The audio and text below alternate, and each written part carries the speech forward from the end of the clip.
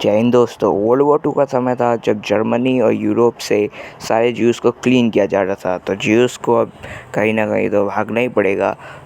तो वे सारे यहूदी मिलके ब्रिटिश मैंडेट पैलेस्टाइन में रेफ्यूजी बन के जाने लगे, क्योंकि एक टाइम था जब पैलेस्टाइन में जूइश मोनार्की और राजा महाराजाओं का रूल हुआ करता था। तो फिर होना क्या था, लाखों करोड़ों की पॉपुलेशन में ज्यूज़ माइग्रेट करने लगे पैलेस्टाइन में, और वर्ल्ड वॉर टू ख़त्म होते होते उनकी 30% पॉपुलेशन हो गई और वो बढ़ती जा रही थी।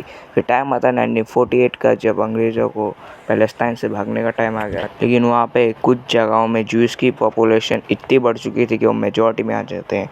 फिर 14 मई को फाइनली पैलेस्टीनियंस ने ब्रिटिशर्स को हटा के इंडिपेंडेंस डिक्लेयर कर दिया, लेकिन फिर इसराइल ने भी अपना इंडिपेंडेंस डिक्लेयर कर दिया।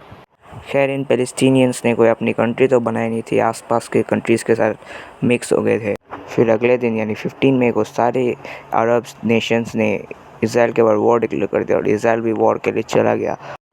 उसके बाद फर्स्ट अरब इजरायली वॉर के अंदर उसने सारे अपने एनिमीज़ को इतनी बुरी तरह से हराया और 1949 में उसने ऑलमोस्ट 80% पैलेस्टाइन अपने कब्जे में ले लिया, क्योंकि वैसे भी इसराइल को यूएस और यूएन जैसे लोग सपोर्ट कर रहे, जिसके कारण आगे जाके जो भी वॉर्स हुई उस पर भी इसराइल ही जीता। खैर, इन्हीं वॉर्स के कारण उसके आसपास के नेबरिंग कंट्रीज़ के साथ उसके रिलेशन ख़राब होते ही जा रहे थे। जिसके कारण इजरायली गवर्नमेंट ने 1967 में सोचा, यार हमारे ऊपर हमेशा अटैक होते रहते हैं, हमें कुछ ना कुछ तो सोचना पड़ेगा ताकि हमारे नुकसान कम हो जाए। सर, मेरे पास तो बड़ी मस्त आइडिया है, क्यों ना हम ही उन पे सबसे पहले हमला कर दे ताकि हम ही सबसे पहले जीत जाए।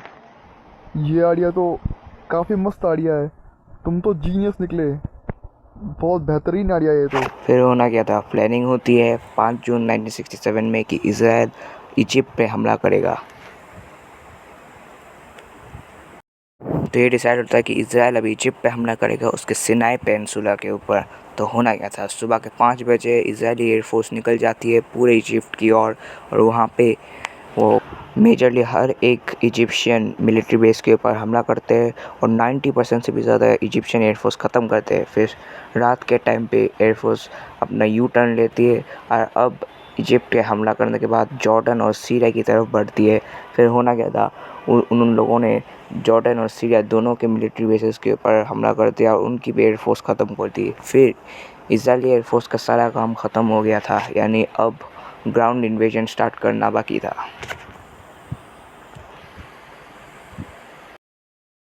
इसराइल ने तो अपनी आर्मी को वैसे भी पहले से प्रिपेयर करके रखा था। तो फिर होना क्या था, उन्होंने सिनाई पेनिनसुला को ऑलमोस्ट कैप्चर कर लिया इजिप्ट से। फिर जॉर्डन दूर से ये सब होता हुआ देख रहा था और वो सोच रहा होगा, अल्हम्दुलिल्लाह, कितना बढ़िया मौका मिल गया इजराइल से बदला लेने का, इंशाल्लाह हम ही जीतेंगे। फिर टाइम वेस्ट ना करते हुए जॉर्डन ने अपने वेस्ट बैंक वाले एरिया से इसराइल के ऊपर आर्टिलरी फायर करने लग गया। और वो लोग मेनली टारगेट कर रहे थे ईस्ट जेरूसलम को, जो कि उस समय इसराइल का कैपिटल था। और इसराइल जब उसने ये नोटिस किया कि ये सब हो रहा है, फिर